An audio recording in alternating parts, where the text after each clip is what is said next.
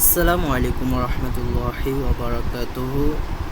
প্রিয় dreamers education কেয়ারের শিক্ষার্থীবৃন্দ, তোমাদের সকলকে আজকে আমাদের আলফা 8 ব্যাচের ইসলাম শিক্ষা ক্লাসে স্বাগতম। তো আজকে আমাদের ক্লাসটি হচ্ছে মূলত ইসলাম শিক্ষা নিয়ে। এটা হচ্ছে তোমাদের ফ্রি ব্যাচের যারা তোমরা হচ্ছে ডেমো ক্লাসগুলো দেখছো, তো তোমাদের ডেমো ক্লাস নিয়ে আজকে হচ্ছে আমাদের এই ক্লাসটি অ্যারেঞ্জ করা হয়েছে। তো বরাবরের মতো আমি রয়েছি তোমাদের সাথে, মোহাম্মদ রিফাত, ফাউন্ডার এবং মেন্টর ড্রিমার্স এডুকেশন কেয়ার। তোমাদের মূলত আমি ইসলাম শিক্ষা ক্লাসটি নিব। তো তোমাদের অষ্টম শ্রেণীর জন্য যে ইসলাম শিক্ষা ক্লাসটি আজকে নেওয়া হবে, তো ক্লাসটি হচ্ছে তোমাদের জন্য খুবই অত্যন্ত গুরুত্বপূর্ণ। তো তোমরা আমাদের এই ক্লাসগুলো দেখে তোমাদের যদি ভালো লেগে থাকে, তো তোমরা অবশ্যই আমাদের কোর্সটিতে তোমরা দ্রুত এনরোল করে ফেলবে। আর তোমাদেরকে আমি ক্লাস শুরুর আগে একটি কথা জানিয়ে দিচ্ছি যে আমাদের যদি আগামীকালকে অর্থাৎ 20শে জুলাই পর্যন্ত তোমাদের জন্য একটা স্পেশাল অফার চলছে। এই অফারে যদি তোমরা আমাদের এই পেইড ব্যাচে যুক্ত হতে চাও, তাহলে তোমরা পাবে 10%, এবং তোমাদের বন্ধু মহলদেরকে নিয়ে যদি আমাদের এই ব্যাচের মধ্যে তোমরা যদি যুক্ত হও, তাহলে তোমরা পাবে আরও 10%। এবং তোমাদের জন্য আমরা 30 থেকে 40% একটা মেধার তালিকায় তোমাদেরকে আমরা মেধাভিত্তিক প্রথম 50 জনকে আমরা দিব হচ্ছে স্কলারশিপ 30 থেকে 40%, এবং প্রথম 3 জনকে আমরা সম্পূর্ণ 100% স্কলারশিপে আমাদের এই কোর্সে জয়েন করাবো ইনশাল্লাহ। সো তোমরা দেরি না করে দ্রুতই জয়েন করে ফেলো আমাদের এই কোর্সে। অ্যান্ড তোমাদের জন্য রইল আমাদের এই কোর্সের পক্ষ থেকে শুভকামনা। তোমরা দ্রুত আমাদের কোর্সে যুক্ত হয়ে যাও। তো আমি আর কথা না বাড়িয়ে আমাদের ইসলাম শিক্ষা ক্লাসে চলে যাচ্ছি। দেখো, আমাদের ইসলাম শিক্ষা তোমাদের অষ্টম শ্রেণীর শিক্ষার্থীদের জন্য এনসিটিভি বই কর্তৃক হচ্ছে তোমাদেরকে এনসিটিভি বোর্ড তোমাদেরকে যেই কারিকুলাম দিয়েছে সেই কারিকুলাম থেকে ইনশাল্লাহ পড়ানো হবে। তো দেখো, ফার্স্টে তোমাদের অধ্যায় নিয়ে তোমাদের সূচিপত্রগুলো নিয়ে একটু ডিসকাস করতে চাচ্ছি আমি ফার্স্টে। তো তোমরা দেখতে পাচ্ছ এখানে যে হচ্ছে তোমাদের যে প্রথম অধ্যায় সেটা হচ্ছে আকাইদ, তো দ্বিতীয় অধ্যায় যেটা সেটা হচ্ছে ইবাদত, এবং তৃতীয় অধ্যায় যেটা কোরআন ও হাদিস শিক্ষা, এবং চতুর্থ অধ্যায় রয়েছে আখলাক, এবং পঞ্চম অধ্যায় রয়েছে আদর্শ জীবন চরিত্র। তো তোমাদেরকে আমি ফার্স্টে যেই অধ্যায়টা নিয়ে তোমাদের সাথে আজকে ডিসকাস করব চিন্তা করেছি, সেটি হচ্ছে তোমাদের পঞ্চম অধ্যায়ের অর্থাৎ জীবন চরিত্রের যে হজরত মুহাম্মদ সাল্লাল্লাহু আলাইহি ওয়াসাল্লাম যে 119 নম্বর যে পৃষ্ঠা, এইটা নিয়ে তোমাদের সাথে আজকে একটু আলোচনা করতে যাচ্ছি। তোমাদেরকে একটু মার্ক করে দেখাচ্ছি।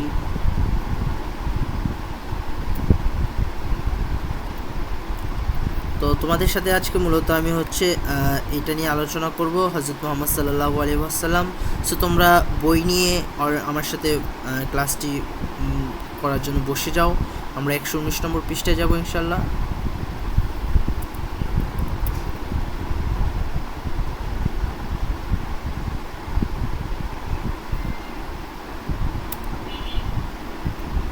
ওকে, আচ্ছা,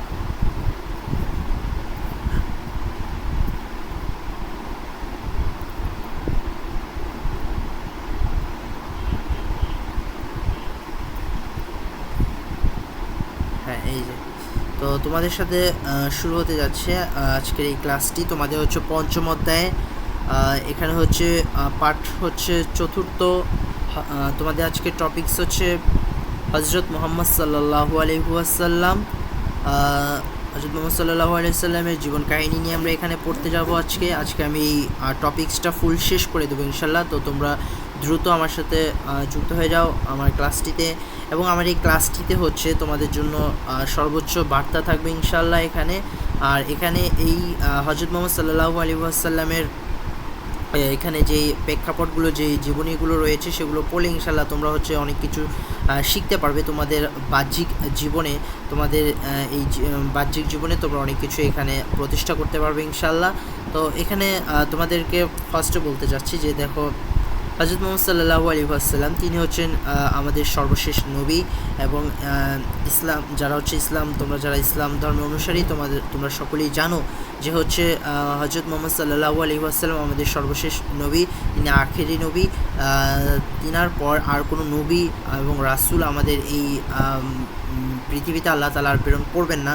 হযরত মুহাম্মদ সাল্লাল্লাহু আলাইহি ওয়াসাল্লামকে দিয়েই আমাদের হচ্ছে নবীদের আসার যে সিলসিলা সেটি হচ্ছে বন্ধ করে দেওয়া হয়েছে। এবং হচ্ছে হযরত মুহাম্মদ সাল্লাল্লাহু আলাইহি ওয়াসাল্লাম কে এমনভাবে হচ্ছে আমাদের নবীকে এমনভাবে আখ্যায়িত করা হয়েছে যে একটা বাড়িতে যখন হচ্ছে একটা বাড়ি হচ্ছে তোমার ইট দিয়ে তৈরি করা হয়েছে, সেই বাড়িতে একটা কোণায় যে একটা ইটের এক পিস ইটের যে ঘাটতিটা আমাদের নবী সাল্লাল্লাহু আলাইহি ওয়াসাল্লাম আমাদের এই জমিনে এসে আমাদেরকে হচ্ছে এই একটা ইটের ঘাটতি তিনি পূরণ করেছেন। সেই ধরো ওই একটি ইটের জন্য যেমন বাড়িটি অসৌন্দর্য হয়ে রয়েছে, ওই একটা ইট লাগানোর পর যেমন বাড়িটার সৌন্দর্য বেড়ে গিয়েছে, আমাদের নবীজি সাল্লাল্লাহু আলাইহি ওয়াসাল্লাম আমাদের এই দুনিয়াতে এসে আমাদের যে হচ্ছে নবীজিদের যে আসার যেই সিলসিলা, যে আসার যে হচ্ছে যেই ধারাবাহিকতা আল্লাহ তাআলা যুগে হযরত আদম আলাইহিস সালাম থেকে নিয়ে এই শেষ নবী হযরত মুহাম্মদ সাল্লাল্লাহু আলাইহি ওয়াসাল্লাম পর্যন্ত আমাদের নবী পর্যন্ত যত নবী এবং রাসূল পাঠিয়েছেন তিনার মাধ্যমে অর্থাৎ হযরত মুহাম্মদ সাল্লাল্লাহু আলাইহি ওয়াসাল্লামের মাধ্যমেই হচ্ছে এই ধারাবাহিকতাটাকে শেষ করেছেন। তো আমরা আজকে তার জীবন কাহিনীটা একটু পড়ব। তো দেখো, হযরত মুহাম্মদ সাল্লাল্লাহু আলাইহি ওয়াসাল্লাম মদিনায় ইসলামী রাষ্ট্র প্রতিষ্ঠা করেন। তোমাদেরকে এখানে বলে দিতে যাচ্ছি যে তোমাদের জন্য এখানে ম্যাক্সিমামটাই হচ্ছে গুরুত্বপূর্ণ, বাট হচ্ছে তোমরা এখান থেকে অনেক এমসিকিউ এখানে পাবে। সো আমি এখান থেকে কিছুটা দাগিয়ে দেবো তোমাদের জন্য, এবং হচ্ছে তোমাদেরকে বলবো যে তোমরা বেশি বেশি হচ্ছে ক এবং ক্ষয়ের জন্য যে অ্যান্সারগুলো পড়বে সেগুলো একটু মনোযোগ দিয়ে পড়বে, ইন ডিটেলস দিয়ে পড়বে। তো আশা করি দেখা যায় যে তোমাদের জন্য হচ্ছে এটা খুবই সহজ হয়ে যাবে। তোমরা যারা এমসিকিউতে তোমরা যারা সিকিউ অনেকে হয়তো ভয় পাও যে সিকিউটা কীভাবে লিখবো, সিকিউ লেখাটা কিন্তু অর্থাৎ সৃজনশীল প্রশ্ন সেটা লেখা কিন্তু আরও সহজ। কারণ কি, দেখো সিকিউ তোমরা যখন সৃজনশীল প্রশ্ন লিখবে, সেই সৃজনশীল প্রশ্নের মধ্যে তোমরা হচ্ছে ক এবং খ নাম্বারের জন্য তোমাদের মুখস্থ করা লাগবে, কিন্তু গ এবং ঘ নাম্বারটা তোমার কোনো মুখস্থ করা লাগবে না, সেটা তোমার উদ্দীপকেই দেওয়া থাকবে। তো উদ্দীপকটার মধ্যেই তোমার হচ্ছে কোয়েশ্চেনের যে তোমার ঘ এবং ঘয়ে কী লিখবা সেটা হচ্ছে সম্পূর্ণই তোমার উদ্দীপকের মধ্যেই উত্তরটা দেওয়া থাকে। সো দেখো,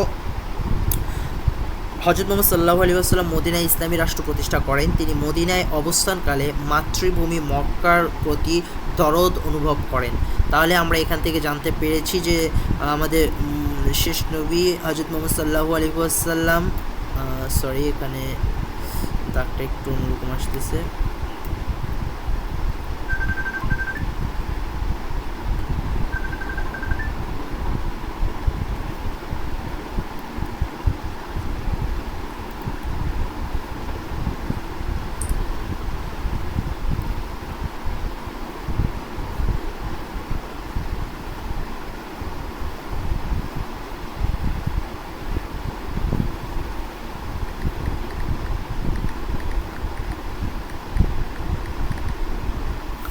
তো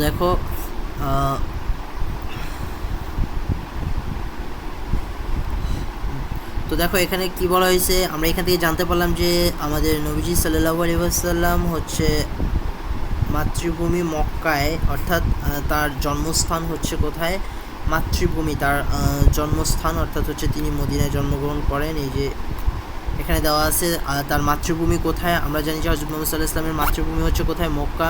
তার মক্কার প্রতি তার কী হয়, তিনি যখন মদিনায় অবস্থানকালে মাতৃভূমি মক্কার প্রতি তার কি দরদ অনুভব করেন, অর্থাৎ তিনি নবীজি সাল্লাল্লাহু আলাইহি ওয়াসাল্লাম মক্কায় জন্মগ্রহণ করেন এবং হচ্ছে তিনি হচ্ছে এই যে তার যে মক্কার প্রতি তার দরদটা বেড়ে যায়, অনুভব হয়। তাই তিনি ষষ্ঠ হিজরিতে সনে, অর্থাৎ ষষ্ঠ হিজরি সনে 1400 সাহাবিকে সঙ্গে নিয়ে মক্কা অভিমুখে বাইতুল্লাহ জিয়ারতের উদ্দেশ্যে যাত্রা করেন। তো দেখো, এই লাইনটাও কিন্তু খুব ইম্পর্টেন্ট। আমি যে লাইনগুলো দাগিয়ে দিচ্ছি সে লাইনগুলো ইনশাল্লাহ তোমরা পড়বে, কারণ এই লাইনগুলো থেকে সম্ভাবনা হয় যে হচ্ছে এখান থেকে এমসিকিউ চলে আসতে পারে, এবং হচ্ছে অনেক সময় দেখা যায় যে এক লাইনের কোয়েশ্চেন দিয়ে দিতে পারে। সো এই লাইনগুলো অ্যাভয়েড করা যাবে না। দেখো, তাই তিনি ষষ্ঠ হিজরি সনে 1400 সাহাবীকে সঙ্গে নিয়ে মক্কা অভিমুখে বাইতুল্লাহ জিয়ারতের উদ্দেশ্যে যাত্রা করেন। মক্কার অদূরে হুদাইবিয়ার নামক স্থানে বাধাপ্রাপ্ত হন। কোথায় বাধাপ্রাপ্ত হন? হুদাইবিয়ার নামক স্থানে। তখন হযরত মুহাম্মদ সাল্লাল্লাহু আলাইহি ওয়াসাল্লাম ও মক্কার কাফিরদের মধ্যে একটি চুক্তির স্বাক্ষরিত হয়। ঐতিহাসিকগণ এটাকে হুদাইবিয়ার সন্ধি বলে আখ্যায়িত করেছেন। দেখো, এখান থেকে যদি আমরা দেখি হযরত মুহাম্মদ সাল্লাল্লাহু আলাইহি ওয়াসাল্লাম এবং হচ্ছে মক্কার যে কাফেররা ছিল তাদের মধ্যে একটা স্বাক্ষর হয়, চুক্তির স্বাক্ষরিত হয়। ঐতিহাসিকগণ যারা হচ্ছে ঐতিহাসিকবিদ তারা হচ্ছে এটাকে হুদাইবিয়ার সন্ধি নামে আখ্যায়িত করেছেন। তো এটা কিন্তু আসতে পারে যে এখানে হচ্ছে হুদাইবিয়ার সন্ধি কী বা হুদাইবিয়ার সন্ধি কী, যে হচ্ছে মক্কার কাফিরদের সঙ্গে যে হচ্ছে যখন হচ্ছে মক্কার অদূরে হুদাইবিয়া নামক যে স্থানে যখন বাধাপ্রাপ্ত হন হযরত মুহাম্মদ সাল্লাল্লাহু আলাইহি ওয়াসাল্লাম, তখন হচ্ছে মক্কার কাফিরদের সঙ্গে একটা চুক্তি স্বাক্ষরিত করেন। এটাকে হচ্ছে হুদাইবিয়ার সন্ধি বলে। তো পবিত্র কোরআনে এই সন্ধিকে ফাতহুম মুবিন বলে উল্লেখ করা হয়েছে, অর্থাৎ সুস্পষ্ট বিজয় যাকে বলা হয়। তো দেখো এই লাইনটাও কিন্তু মোস্ট ইম্পর্টেন্ট, যে পবিত্র কোরআনে এই সন্ধিকে কী নামে আখ্যায়িত করা হয়েছে, এটাও কিন্তু কোশ্চেনে আসতে পারে। সো দেখো মক্কা বিজয়ের প্রেক্ষাপট, কারণ হুদাইবিয়ার সন্ধির মাধ্যমে যে কুরাইশরা মুসলমানদের স্বতন্ত্র ও শক্তিশালী জাতি হিসেবে স্বীকৃতি দেয়। কারা দেয় বলতো? কুরাইশরা। তো সন্ধিতে 10 বছর পারস্পরিক যুদ্ধ বিগ্রহ বন্ধ থাকার কথা উল্লেখ ছিল। হুদাইবিয়ার হুদাইবিয়ার সম্পাদিত চুক্তির শর্তানুযায়ী আরবের বনু খুজাআ গোত্র মহানবী হযরত মুহাম্মদ সাল্লাল্লাহু আলাইহি ওয়াসাল্লামের সাথে এবং বনু বকর গোত্র কুরাইশদের সাথে মৈত্রী চুক্তিতে আবদ্ধ হয়। বনু বকর গোত্র হুদাইবিয়ার সন্ধি ভঙ্গ করে কুরাইশদের সাথে মিলে ষড়যন্ত্র শুরু করে। তারা এক রাতে মহানবী সাল্লাল্লাহু আলাইহি ওয়াসাল্লামের সাথে মৈত্রী চুক্তিতে আবদ্ধ বনু খুজাআ গোত্রের উপর আক্রমণ করে। এতে বনু খুজাআ গোত্রের কয়েক ব্যক্তি নিহত হয়, আহত হয় আরও অনেকে। বনু খুজাআ গোত্রের লোকজন ঘটনাটি মহানবী সাল্লাল্লাহু আলাইহি ওয়াসাল্লামকে জানায়, তার কাছে সাহায্যের আবেদন করে। মহানবী সাল্লাল্লাহু আলাইহি ওয়াসাল্লাম চুক্তি অনুযায়ী তাদের সাহায্যে এগিয়ে আসেন। তো দূত মারফত কুরাইশদের কাছে তিনি এই ঘটনার কৈফিয়ত তলব করেন। দূত মারফত কুরাইশদের কাছে তিনি এ ঘটনার কৈফিয়ত তলব করেন।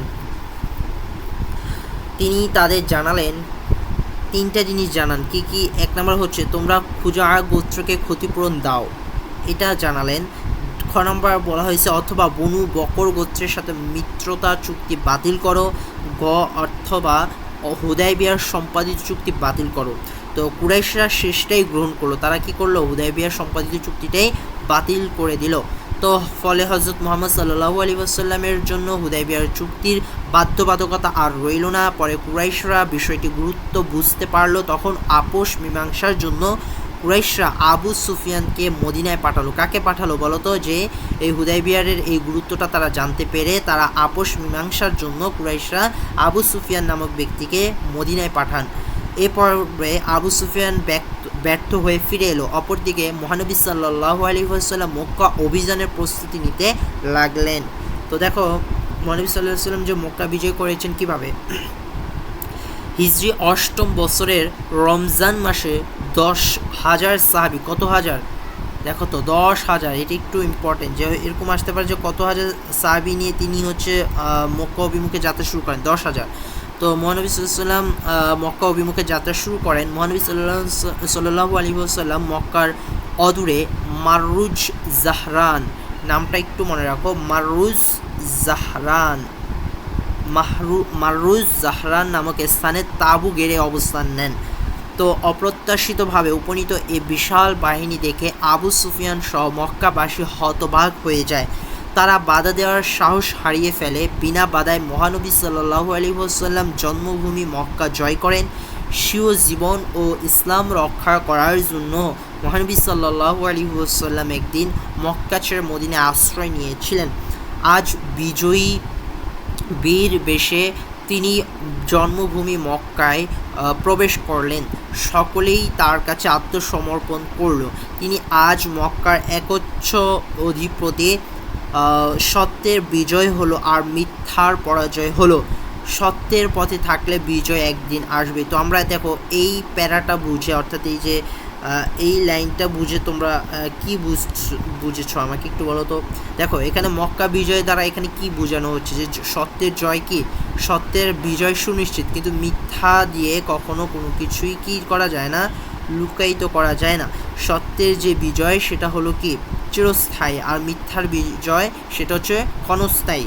তো দেখো, সত্যের পথে থাকলে বিজয় কী হবে, একদিন আসবেই। তুমি যদি সত্যের পথে থাকো তাহলে তোমার জন্য বিজয় কি অবশ্যম্ভাবী, তোমার জন্য বিজয়টি আসবে, আজকে না হোক কাল আসবেই।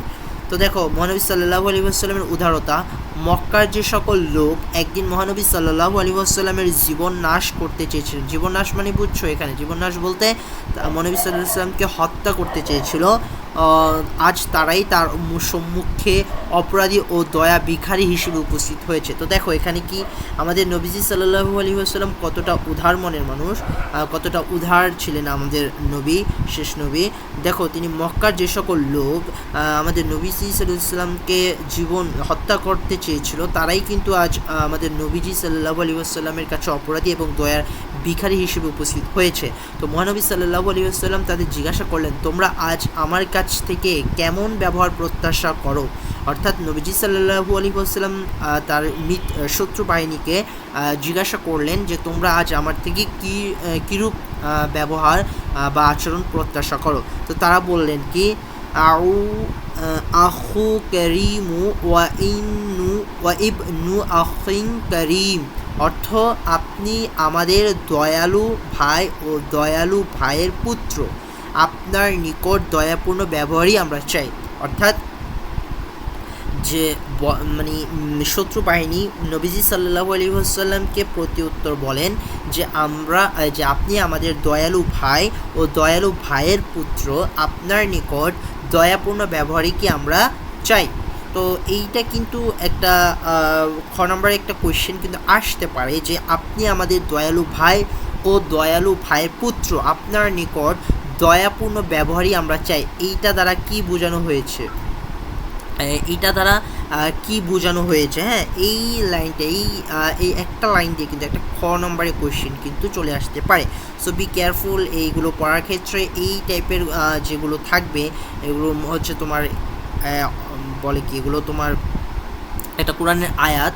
তো এই আয়াতগুলো বা হচ্ছে এগুলো যখন তোমরা পড়বে, তো এগুলো তোমরা পড়ার ক্ষেত্রে সবসময় লক্ষ্য রাখবে যে যেন এগুলো যে ভাবার্থটা সেটা যেন তোমরা বুঝতে পারো।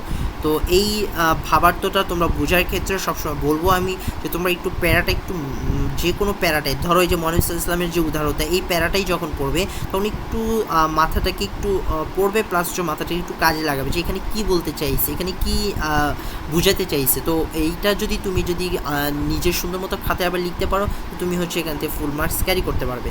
সো দেখো, তখন মহানবী সাল্লাল্লাহু আলাইহি ওয়াসাল্লাম বলেছে যে আজ তোমাদের বিরুদ্ধে কোনো অভিযোগ নেই, যাও তোমরা মুক্ত ও স্বাধীন। দেখো, নবীজি সাল্লাল্লাহু আলাইহি ওয়াসাল্লাম কতটা উদার মনের মানুষ ছিলেন। তিনি যখন তার শত্রু বাহিনীকে তার কাছে পেয়েছেন, যখন তাদেরকে দুর্বল অবস্থায় পেয়েছেন, কিন্তু তিনি চাইলেই তাদের উপর প্রতিশোধ নিতে পারতেন, কিন্তু তিনি তা না করে তিনি এখানে তার মহানুভবতার বা উদারতার যেই একটা বহিঃপ্রকাশ তিনি এখানে দেখিয়েছেন। তিনি তার শত্রু বাহিনীদেরকে শর্তে ক্ষমা করে দিয়েছেন এবং তাদেরকে স্বাধীন করে দিয়েছেন। তো দয়ালু নবী সকলকে ক্ষমা করে দিলেন। এমনকি এক সময়ের যে ইসলামের সবচেয়ে বড় শত্রু কে ছিল বলো তো? আবু সুফিয়ানকে কী করে দেন? ক্ষমা করে দিলেন। তো উহুদ যুদ্ধে এই আবু সুফিয়ানই কুরাইশ বাহিনীর যে অমুসলিম বাহিনীর নেতা ছিল এই আবু সুফিয়ান। তো এটা কিন্তু একটা কোয়েশ্চেন আসতে পারে যে উহুদ যুদ্ধে যে কুরাইশ বাহিনীর অথবা যে অমুসলিম বাহিনীর যে নেতা কে ছিল, হ্যাঁ, বা নেতার নাম কি, এরকম একটা কোয়েশ্চেন কিন্তু চলেই আসতে পারে। So be careful. সেক্ষেত্রে আমরা নামটা মনে রাখবো হচ্ছে আবু সুফিয়ান। কি বলো তো? আবু সুফিয়ান আমার লেখা দেখো। তো তার নেতৃত্বে কাফির বাহিনীর হাতে 70 জন মুসলমান সৈনিক শাহাদাত বরণ করেন। কতজন? 70 জন। সংখ্যাটা মনে রাখবে, কতজন? 70 জন। মহানবী সাল্লাল্লাহু আলাইহি ওয়াসাল্লামের একটি দাঁত মোবারক ওই যুদ্ধে শহীদ হয়। এত কিছুর পরও মহানবী তাকে ক্ষমা করেছিলেন। শুধু ক্ষমাই শেষ নয়, মহানবী সাল্লাল্লাহু আলাইহি ওয়াসাল্লাম আরও ঘোষণা দিলেন স্বীয় ঘর ও কাবা শরীফের পাশাপাশি যারা আবু সুফিয়ানের ঘরে আশ্রয় নেবে তারাও ক্ষমা এবং নিরাপত্তা পাবে। সুবহানাল্লাহ। তো দেখো, মহানবী সাল্লাল্লাহু আলাইহি ওয়াসাল্লাম আবু সুফিয়ানের স্ত্রী হিন্দাকেও ক্ষমা করলেন, যে কাকে, আবু সুফিয়ানের স্ত্রীর নাম কি ছিল, হিন্দা, হিন্দাকেও ক্ষমা করলেন। হিন্দা মহানবী সাল্লাল্লাহু আলাইহি ওয়াসাল্লামের প্রিয় চাচা হজরত হামজা রাদিয়াল্লাহু তাআলা আনহু শহীদ হওয়ার পর তার নাক কাটেন, কান কেটেছিলেন এবং বুক চিরে কলিজা বের করে চর্বণ করে চরম নিষ্ঠুরতা ও বিভৎসতার পরিচয় দিয়েছেন। তো দেখো এখানে হিন্দা কতটা জঘন্যতম একজন মহিলা ছিল, যে সে হজরত মুহাম্মদ সাল্লাল্লাহু আলাইহি ওয়াসাল্লামের প্রিয় চাচা হজরত হামজা রাদিয়াল্লাহু তাআলা আনহু শহীদ হওয়ার পর তার নাক কান কেটে এবং তার বুক চিরে কলিজাটা বের করে সে চর্বণ করে একটা নিষ্ঠুরতার এবং বিভৎসতার পরিচয় সে দিয়েছিল। তাকে সহ মক্কার সকলকে ক্ষমার এই দৃষ্টান্ত পৃথিবীর ইতিহাসে বিরল। তো দেখো আমাদের নবীজি সাল্লাল্লাহু আলাইহি ওয়াসাল্লাম যেভাবে তার শত্রুদেরকে দুর্বল অবস্থায় পেয়েও যেভাবে তিনি ক্ষমার যে দৃষ্টান্ত দেখিয়েছেন, সেটি আমাদের জন্য একটা শিক্ষা, যে হচ্ছে আমরা যখন আমাদের শত্রুপক্ষকে যখনই তাদের হচ্ছে দুর্বলতা পাবো, তখন দুর্বলতা পেয়ে তাদেরকে আমরা ওই সুযোগ দিব না বা আমরা ওই সুযোগ নেব না যে তাদের প্রতিশোধটা আমরা নেব, কিন্তু আমরা তাদের হচ্ছে এই ক্ষমার করার মাধ্যমে আমরা তাদেরকে হচ্ছে মহানবী সাল্লাল্লাহু আলাইহি ওয়াসাল্লামের দৃষ্টান্তটা আমরা কিন্তু আমাদের এই পৃথিবী, আমাদের হচ্ছে সমাজে, আমাদের প্রত্যেকটা সমাজে আমরা কিন্তু প্রতিষ্ঠা করতে পারি চাইলে। তো দেখো মুহাজির ও আনসারদের মধ্যে ভ্রাতৃত্ব বন্ধন। আনসার তো বুঝতে পারছো, মুহাজির মানে হচ্ছে যারা হচ্ছে মক্কা বা মদিনায় যারা হচ্ছে হিজরত করে, যে আনসার মানে যারা হচ্ছে পাহারা দেয় আর কি, এরকম। তো দেখো মহানবী হযরত মুহাম্মদ সাল্লাল্লাহু আলাইহি ওয়াসাল্লাম মক্কা হতে হিজরত করে আসা মুহাজির ও মদিনায় বসবাসকারী আনসারদের মধ্যে ভ্রাতৃত্ব বন্ধন তৈরি করেছিলেন। অর্থাৎ যারা হচ্ছে হিজরত করে, যেমন এক দেশ থেকে আরেক দেশে যায়, তারা হচ্ছে মুহাজির, আর হচ্ছে যারা হচ্ছে বললাম যে মদিনায় বসবাস করে পাহারা দেয়, তারা হচ্ছে আনসার। তো এরা হচ্ছে এদের মধ্যে একটা ভ্রাতৃত্ব বা হচ্ছে একটা বন্ধন তৈরি করেছিলেন। ভ্রাতৃত্ব বন্ধন অটুট রাখার জন্য মহানবী মসজিদে নববীকে মিলন কেন্দ্র বানিয়ে দিলেন। এই ভ্রাতৃত্ব শুধু মুখে মুখে ছিল না, বরং মুহাজিরদেরকে আনসারদের সম্পত্তির উত্তরাধিকার বানিয়ে দিলেন। তিনি হজরত আনাস ইবনু মালিকের ঘরে যেদিনে ভ্রাতৃত্ব বন্ধন তৈরি করেছিলেন, ওই দিন ওই গৃহে মোট 90 জন সাহাবী ছিলেন। এটাও কিন্তু সংখ্যাটাগুলো মনে রাখবে যে কতজন সাহাবী ছিলেন। তাদের অর্ধেক ছিল মুহাজির আর বাকি অর্ধেক ছিল কি আনসার। সম্পত্তিতে মুহাজিরদের উত্তরাধিকার বিধানটি বদর যুদ্ধ পর্যন্ত বলবৎ ছিল। জন্মসূত্রে আবদ্ধ না হয়ে এমন ভ্রাতৃত্ববন্ধ মানব ইতিহাসে খুঁজে পাওয়া কি কঠিন। বিদায় হজের ভাষণ, এটি ছিল আমাদের নবীজি সাল্লাল্লাহু আলাইহি ওয়াসাল্লামের সর্বশেষ ভাষণ, এবং তিনি প্রথম ওই বছর হজে গিয়েছিলেন, এবং তিনি ওইটাই তার জন্য তার জীবনের শেষ হজ ছিল, এবং হচ্ছে তার নবীজি সাল্লাল্লাহু আলাইহি ওয়াসাল্লামের জন্য সেটি ছিল শেষ ভাষণ। তো দেখো সূরা আন-নাসর, যে কুরআন মাজিদের সর্বশেষ সূরা আন-নাসর, সূরা নাসর, এখানে দেখো সূরা নাসর,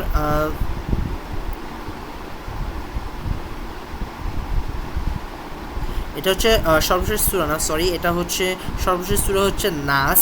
এটা হচ্ছে দেখো সূরা নাসর নাজিল হওয়ার পর হযরত মুহাম্মদ সাল্লাল্লাহু আলাইহি ওয়াসাল্লাম বুঝতে পারলেন যে তার জীবন প্রায় শেষ। তাই তিনি 632 খ্রিস্টাব্দে 10 হিজরি 23 ফেব্রুয়ারি লক্ষাধিক সাহাবীকে সাথে নিয়ে হজ করতে মক্কা অভিমুখে রওনা দিলেন। একে বিদায় হজ বলা হয়। হজরত মুহাম্মদ সাল্লাল্লাহু আলাইহি ওয়াসাল্লাম, দেখো তারিখটি একটু মনে রাখবা যে 632 খ্রিস্টাব্দে 10 হিজরি এবং 23 ফেব্রুয়ারি, ঠিক আছে, 23 ফেব্রুয়ারি তিনি লক্ষাধিক সাহাবীকে নিয়ে রওনা হন মক্কা অভিমুখে। একে বিদায় হজ বলা হয়। একে কী বলা হয়?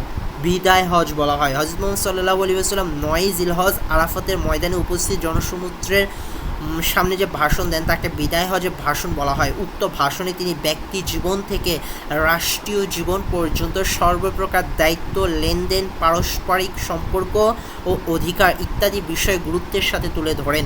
নিম্নে বিদায় হজে প্রদত্ত যে ভাষণের সারসংক্ষেপ উল্লেখ করা হলো। আরাফাত ময়দান সংলগ্নে জাবালে রহমতের উঁচু টিলায়, অর্থাৎ যেটা একটা পাহাড়ের একটা উঁচু টিলার নাম হচ্ছে কি জাবালে রহমত, এটা একটু মনে রাখবে কি জাবালে রহমত।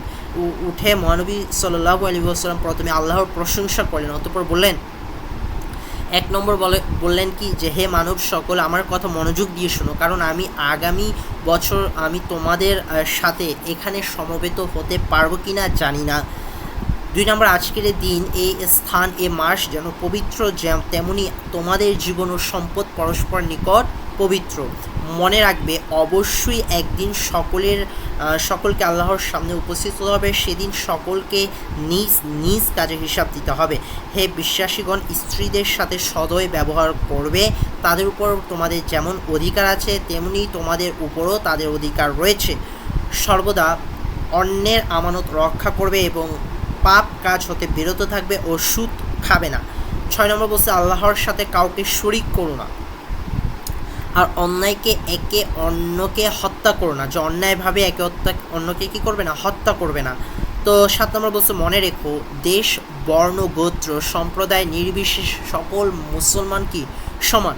আজ হতে বংশগত শ্রেষ্ঠত্ব বিলুপ্ত হলো। শ্রেষ্ঠত্বের একমাত্র মাপকাঠি হলো আল্লাহ ভীতি বা সৎকর্ম। সেই ব্যক্তি সবচেয়ে সেরা যে নিজের সৎকর্ম দ্বারা শ্রেষ্ঠত্ব অর্জন করে। ধর্ম নিয়ে বাড়াবাড়ি করো না। পূর্বের অনেক জাতি এই কারণে ধ্বংস হয়েছে। নিজ যোগ্যতা বলে কৃতদাস যদি নেতা হয়, তার অবাধ্য হবে না, বরং তার আনুগত্য করবে। 9, দাস দাসীদের প্রতি সৎ ব্যবহার করবে।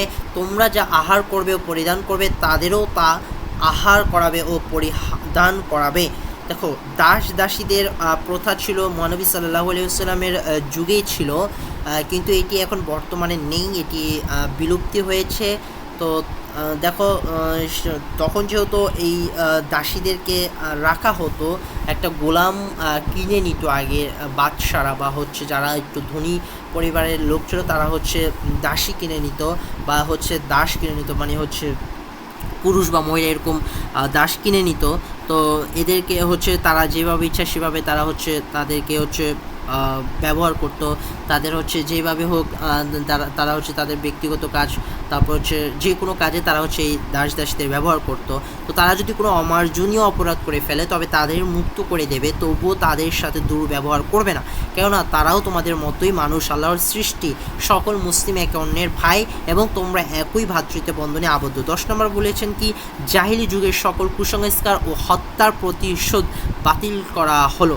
তো দেখো, জাহিলি যুগে একটা মানে সবচেয়ে জঘন্যতম একটা কাজ ছিল, সেটা হচ্ছে কি যে জীবন্ত নারীদেরকে পুঁতে ফেলা হতো। যেটা হচ্ছে কোনো কন্যা সন্তান জন্ম নিলে তাকে হচ্ছে তখন জাহিলিয়াতের যুগে হচ্ছে জীবন্ত কবর দিয়ে দিত। তো এটি ছিল সবচেয়ে নিকৃষ্ট কাজ, যেটি হচ্ছে নবীজি সাল্লাল্লাহু আলাইহি ওয়াসাল্লামের বিদায় ভাষণের মাধ্যমে হচ্ছে এই প্রথাটা বাতিল করে দিয়েছে। তো তোমাদের পথ প্রদর্শনের জন্য আল্লাহর বাণী এবং তার রাসূলের আদর্শ রেখে যাচ্ছি। এতে যতদিন তোমরা আঁকড়ে ধরে থাকবে, ততদিন তোমরা বিপদগামী হবে না। আমি শেষ নবী, আমার পর আর কোনো নবী আসবে না। অর্থাৎ নবীজি সাল্লাল্লাহু আলাইহি ওয়াসাল্লাম বিদায় ভাষণে বলেছেন যে তিনি কি শেষ নবী, তিনার পর আর কোনো নবী এই জগতে আসবে না। তোমরা যারা উপস্থিত আছো তারা অনুপস্থিতদের কাছে আমার বাণী পৌঁছে দেবে। তো তারপর হযরত মুহাম্মদ সাল্লাল্লাহু আলাইহি ওয়াসাল্লাম আকাশে দিয়ে তাকিয়ে আওয়াজ করে বলতে লাগলেন, হে আল্লাহ, আমি কি তোমার বাণী সঠিকভাবে জনগণের নিকট পৌঁছাতে পেরেছি? সাথে সাথে উপস্থিত জনসমুদ্র হতে আওয়াজ হলো, হ্যাঁ, নিশ্চয়ই পেরেছেন। অতঃপর হযরত মুহাম্মদ সাল্লাল্লাহু আলাইহি ওয়াসাল্লাম বলেন, হে আল্লাহ, তুমি সাক্ষী থাকো। এরপরও আল্লাহ তাআলা নাজিল করেন, আল ইয়াউমা আকমালতু লাকুম দীনাকুম ওয়া আতমামতু আলাইকুম নি'মাতি ওয়া রাদিতু লাকুমুল ইসলাম দীনা। আজ আমি তোমাদের দিনকে পূর্ণাঙ্গ করে দিলাম এবং আমার নিয়ামত তোমাদের জন্য পরিপূর্ণ করে দিলাম। ইসলামকে তোমাদের জন্য একটি একমাত্র জীবন ব্যবস্থা হিসেবে মনোনীত করলাম। সূরা মাইদা, আল মাইদা আয়াত 3। এটা কিন্তু একটু গুরুত্বপূর্ণ, এটা দিয়ে কিন্তু ক নম্বর অ্যান্সার চলে আসতে পারে, বা হচ্ছে গ নম্বরে একটা অ্যান্সার দিয়ে দিতে পারে, কোয়েশ্চেন দিয়ে দিতে পারে। যে মহানবী সাল্লাল্লাহু আলাইহি ওয়াসাল্লাম কিছুক্ষণ সময় নীরব থাকলেন, উপস্থিত জনতাও নীরব ছিল। অতঃপর সকলের দিকে করুণার দৃষ্টিতে তাকিয়ে বলেন, আল বিদা মানে কি? বিদায় জানানো। একটা অজানা বিয়োগ ব্যথা উপস্থিত সকলের অন্তরকে ভারাক্রান্ত করে তোলে। বিদায় হজ থেকে ফিরে মহানবী সাল্লাল্লাহু আলাইহি ওয়াসাল্লাম কিছুদিন পর অসুস্থ হয়ে পড়লেন। অতঃপর 11 হিজরি সনের রবিউল আউয়াল মোতাবেক 632 খ্রিস্টাব্দের 7ই জুন সোমবার ইন্তেকাল করেন। তখন তার বয়স ছিল 63 বছর। অর্থাৎ নবীজি সাল্লাল্লাহু আলাইহি ওয়াসাল্লামের জীবন অর্থাৎ তার সম্পূর্ণ বয়স ছিল হচ্ছে 63 বছর বয়স তিনি হচ্ছে জগতে ছিলেন। তো এই জন্মসালটা ইন্তেকালের এই তারিখটা একটু মনে রাখবে যে কত সনে বা হচ্ছে কত হিজরিতে তিনি হচ্ছে ইন্তেকাল করেন, এটা কিন্তু খুব ইম্পর্টেন্ট। এরপর বলা হয়েছে আদর্শ মানব হজরত মোহাম্মদ সাল্লাল্লাহু আলাইহি ওয়াসাল্লাম। তো জীবনের অনুকরণীয় ও অনুসরণীয় নিয়ম নীতিকে আদর্শ বলা হয়। এই হিসেবে হজরত মোহাম্মদ সাল্লাল্লাহু আলাইহি ওয়াসাল্লাম হলেন মানব জাতির জন্য সর্বশ্রেষ্ঠ আদর্শ। আল্লাহ তাআলা বলেন, লাকাদ কানা লাকুম ফি রাসূলিল্লাহি উসওয়াতুন হাসানা, যে নিশ্চয়ই আল্লাহর রাসূলের জীবনে রয়েছে তোমাদের জন্য উত্তম আদর্শ। সূরা আল আহজাব আয়াত 21, আয়াতগুলো সব মনে রাখবে যে কি লাকাদ কানা লাকুম ফি রাসূলিল্লাহি উসওয়াতুন হাসানা, এটা একটু মনে রাখবে। এই আয়াতগুলো কিন্তু ইম্পর্টেন্ট। তারপর বলা হয়েছে ব্যক্তিগত, পারিবারিক, সামাজিক, রাষ্ট্রীয়, অর্থনৈতিক সকল দিক দিয়ে হজরত মোহাম্মদ সাল্লাল্লাহু আলাইহি ওয়াসাল্লাম আমাদের আদর্শ।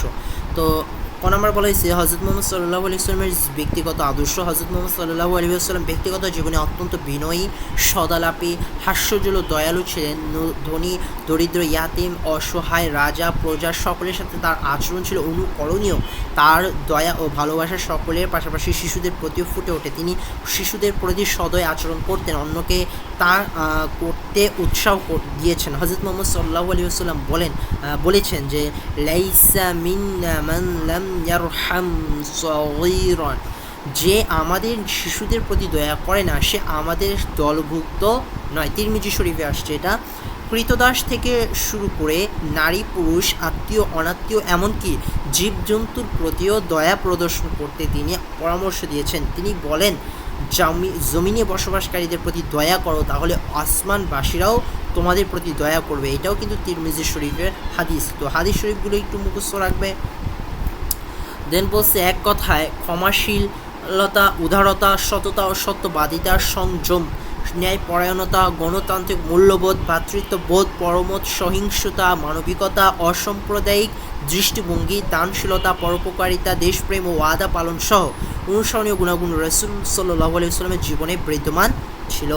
তখন আমরা বলছি হযরত মুহাম্মদ সাল্লাল্লাহু আলাইহি ওয়াসাল্লামের পারিবারিক আদর্শ, যে পরিবার সুষ্ঠু ও সুন্দরভাবে পরিচালনার জন্য একজন মানুষের জীবনে যতগুলো গুণ থাকা প্রয়োজন সব গুণই নবী সাল্লাল্লাহু আলাইহি ওয়াসাল্লামের জীবনে ছিল। তিনি স্ত্রী, কন্যা, পিতা, মাতা, ভাই বোন সকলের জন্য আদর্শ ছিলেন। পরিবারের যে কোনো সদস্য তার কাছে সাহায্যে আবেদন করলে তিনি তাকে সাহায্য করতেন, তাদের সাথে সদা সত্য কথা বলতেন। মিথ্যাকে তিনি আজীবন কী করতেন?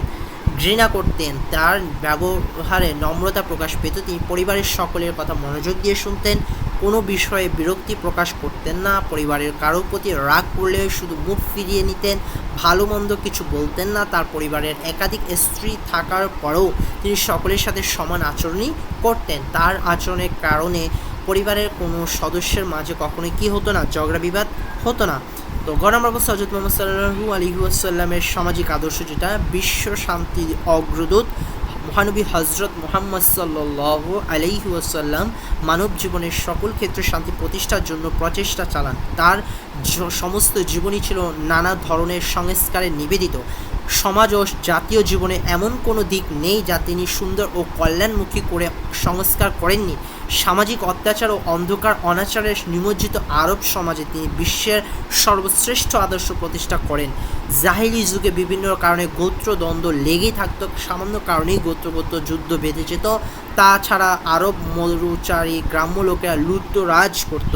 হযরত মুহাম্মদ সাল্লাল্লাহু আলাইহি ওয়াসাল্লাম সমস্ত যুদ্ধের অবসান ঘটালেন এবং লুটতরাজ বন্ধ করে শান্তি প্রতিষ্ঠা করলেন। তো মহানবী হযরত মুহাম্মদ সাল্লাল্লাহু আলাইহি ওয়াসাল্লাম নারীদের সামাজিক অধিকার প্রতিষ্ঠায় বিভিন্ন পদক্ষেপ নিলেন। ইসলামে পূর্ব যুগে আরবের অনেক গোত্র সমাজের নারীদের কোনো মর্যাদাই ছিল না, তারা কেবল ভোগের পাত্রী ছিল। উত্তরাধিকারী সম্পত্তি হতে তারা বঞ্চিত ছিল। মহানবী হযরত মুহাম্মদ সাল্লাল্লাহু আলাইহি ওয়াসাল্লাম এসব দুর্গতি হতে রক্ষা করেন, তাদের ধর্মীয় ও সামাজিক অধিকার প্রতিষ্ঠা করে সর্বশ্রেষ্ঠ স্থান দেন। তিনি ঘোষণা করেন যে আল-জান্নাতু তাহতা আকদামি উম্মাহাত, অর্থাৎ মায়ের পদতলে সন্তানের কি বেহেশত। কাঞ্জুল উম্মাল এটা।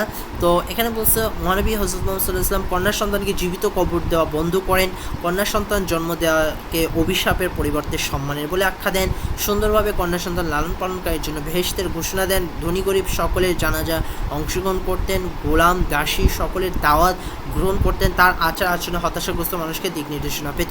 তো এখানে একটা কথা লেখা আছে যে সুন্দরভাবে কন্যা সন্তান পালনে যে সম্মানটা, সেটা হচ্ছে যে মহানবী সাল্লাল্লাহু আলাইহি ওয়াসাল্লাম বলেছেন যে কন্যা সন্তানকে যারা হচ্ছে সুন্দরভাবে পর্দার সাথে এবং ইসলামী হচ্ছে রীতিনীতি দিয়ে লালন পালন করবে, অর্থাৎ ইসলামী আদর্শ মেনে একটা শিশুকে একটা কন্যা সন্তানকে যে লালন পালন করবে সে হচ্ছে জান্নাতে অধিকারী হবে সে ব্যক্তি। আর যার হচ্ছে 3টা সন্তানকে সে যে হচ্ছে সুন্দরভাবে লালন পালন করবে সে হচ্ছে নবীর সাথে জান্নাতে প্রবেশ করবে, সুবহানাল্লাহ। তো এই সুযোগটা হচ্ছে এই সুসংবাদটি হচ্ছে নবীজি সাল্লাল্লাহু আলাইহি ওয়াসাল্লাম দিয়েছেন। তো এই ছাড়া তিনি তো এছাড়া তিনি সামাজিক সকল অনাচার ও বৈষম্য দূর করেন, ছোট বড় সকলের অধিকার প্রতিষ্ঠা করেন, সকল প্রকারের সামাজিক ও নৈতিক অবক্ষয় যেমন সুদ ঘুষ মদ জুয়া ও বেহায়াপনা ইত্যাদি নিষিদ্ধ করেন। এভাবে তিনি সামাজিক আদর্শ কী করেন, প্রতিষ্ঠা করেন। তো হযরত মুহাম্মদ সাল্লাল্লাহু আলাইহি ওয়াসাল্লামের রাজনৈতিক আদর্শ, মহানবী হযরত মুহাম্মদ সাল্লাল্লাহু আলাইহি ওয়াসাল্লাম পরিপূর্ণ ইসলামের রাষ্ট্র প্রতিষ্ঠা করার যে রাজনৈতিক নেতৃত্বে অসাধারণ দৃষ্টান্ত উপস্থাপন করেছেন। রাষ্ট্র পরিচালনা আল কোরআনের সার্বজনীন গণতান্ত্রিক নীতি অনুসরণ করেন। তো তোমরা একটু এই প্যারাটা একটু পড়ে নিবে, এই নাম্বার প্যারাটা তোমরা একটু পড়ে নিবে, এখানে পড়লে তোমরা অনেক কিছু বুঝতে পারবে। এখানে একটা যে চুক্তি করা হয় সেটা হচ্ছে মদিনার সনদ, এটা একটু মনে রাখবে। তো মহানবী হযরত মুহাম্মদ সাল্লাল্লাহু আলাইহি ওয়াসাল্লামের অর্থনৈতিক আদর্শ যেটা, সেটা হচ্ছে তোমার যে আরব সমাজে প্রচলিত চক্রবৃদ্ধি হারে যে সুদের যে প্রচলন সেটা তার নিষিদ্ধ ঘোষণা করেন, সুদের পরিবর্তে ব্যবসাকে উৎসাহিত করেন। আল্লাহ বলেন যে ওয়া আহাল্লাল্লাহু বাইআ ওয়া হাররামাল রিবা, আর আল্লাহ রিবা মানে হচ্ছে সুদ, রিবা মানে কি যে হচ্ছে আল্লাহ সুদকে হারাম নিষিদ্ধ আর ব্যবসাকে কী করেন, হালাল করেছেন। তো ঘুষ প্রথাও তিনি কঠোরভাবে নিষিদ্ধ করেন, তিনি ঘোষণা করেন ঘুষ গ্রহীতা ও ঘুষ দাতা উভয়কে জাহান্নামে। তো সমাজ থেকে তিনি প্রতারণামূলক সকল ব্যবসা বন্ধ করে দেন, সম্পদের সুষম যে বন্টনের ব্যবস্থা করেন, সম্পদের যাতে জনগণের অধিকার নিশ্চিত করে থাকে তার উদ্যোগ নেন। রাজস্বের যে উৎস হিসেবে যাকাত, গনিমত, যুদ্ধ লব্ধ যে সামগ্রী, যে যুদ্ধ করার সময় যে সামগ্রীগুলো প্রয়োজন সেগুলো হচ্ছে গনিমত বলা হয়, সে গনিমত। তারপর হচ্ছে জিজিয়া, যে অমুসলিম হতে যে আদায়কৃত যে অমুসলিমদেরকে নিরাপত্তা দিলে যে কর দেওয়া লাগতো সেটাকে জিজিয়া বলা হয়। তো খারাজ মানে হচ্ছে অমুসলিমদের ভূমি কর, যে হচ্ছে অমুসলিমরা যে ভূমির জন্য যে কর দিত সেটা খারাজ। উসর, যে মুসলমানদের উৎপাদিত ফসলের যে কর, এগুলো হচ্ছে তিনি ইত্যাদি গ্রহণ করেন, এগুলো কি করেন, রাজস্ব হিসেবে এগুলো হচ্ছে গ্রহণ করেন। এটি ছিল হচ্ছে নবীজি সাল্লাল্লাহু আলাইহি ওয়াসাল্লামের জীবন কাহিনী, তার হচ্ছে পারিবারিক জীবন থেকে সামাজিক রাষ্ট্রীয় জীবন তার কেমন ছিল এবং তিনি কতটুকু উদারতা ছিলেন, এবং মক্কা বিজয় তার যে ঘটনাটা, এই সমগ্র বিষয়গুলি হচ্ছে মহানবী হযরত মুহাম্মদ সাল্লাল্লাহু আলাইহি ওয়াসাল্লামের এই প্যারাতে এই অনুচ্ছেদে হচ্ছে এটি দেওয়া হয়েছে। তো তোমরা আশা করি এটা আরেকবার বাসায় পড়বে। দেন হচ্ছে তারপর তোমরা এগুলো যে এমসিকিউ দেখবে, যে হচ্ছে এমসিকিউ পার্টের অনেকগুলো গাইডে এমন হয় যে প্রত্যেকটা এরকম চরিত্রগুলোকে আলাদাভাবে ব্যাখ্যা করার জন্য আলাদাভাবে যে এমসিকিউ দেওয়া থাকে সেগুলো একটু প্র্যাকটিস করবে। দেন হচ্ছে এমসিকিউগুলো একটু ভালোভাবে পড়বে। এরপর হচ্ছে যে সৃজনশীল কোশ্চেনগুলো সেগুলো তোমরা ভালোভাবে পড়বে। দেন হচ্ছে এগুলো হচ্ছে তোমরা নিজেরা চেষ্টা করবে যে হচ্ছে কীভাবে আরও সুন্দর গুছিয়ে লেখা যায়। আর তোমাদেরকে বলবো যে হচ্ছে নবীজি সাল্লাল্লাহু আলাইহি ওয়াসাল্লামের এই জীবনী পড়ে তোমরা তোমাদের জীবনে হচ্ছে তোমাদের জীবনে এটি কাজে লাগাতে পারো। লাগাতে পারো বলতে তোমরা হচ্ছে এগুলো কাজে লাগানো আমাদের দায়িত্ব, আমাদের হচ্ছে কর্তব্য। কারণ হচ্ছে নবী সাল্লাল্লাহু আলাইহি ওয়াসাল্লামের এই সুন্নত যদি আমরা অনুসরণ করি, তার জীবনের তার পারিবারিক থেকে রাষ্ট্রীয় জীবনে তিনি যে কাঠামোগুলো যে সৃষ্টি করে রেখেছেন সেই কাঠামোগুলো যদি আমরা অনুসরণ করি তাহলে আমাদের সমাজ, রাষ্ট্র এবং পারিবারিক জীবনে শান্তি শৃঙ্খলা চলে আসবে। তো এইগুলো হচ্ছে প্রত্যেক নাগরিক, প্রত্যেক মুমিনের, মুসলমান, প্রত্যেক উম্মতের জন্য হচ্ছে এটা অত্যাবশ্যকীয়। তো এগুলো সকলে আমরা হচ্ছে নিজের জীবনে বাস্তবায়ন করার চেষ্টা করব। আর পাশাপাশি সবাই হচ্ছে এই পড়াগুলো হচ্ছে নিজেরা হচ্ছে পড়বা এবং বাকি সময়গুলো ইবাদতে দেওয়ার চেষ্টা করবে ইনশাল্লাহ। তো সকলের সাথে আজকে হচ্ছে ক্লাস এতটুকুই। ইনশাল্লাহ যদি পরবর্তী কোনো ক্লাসে তোমাদের সাথে আবার দেখা হয় ইনশাল্লাহ, তো দেখা হবেই।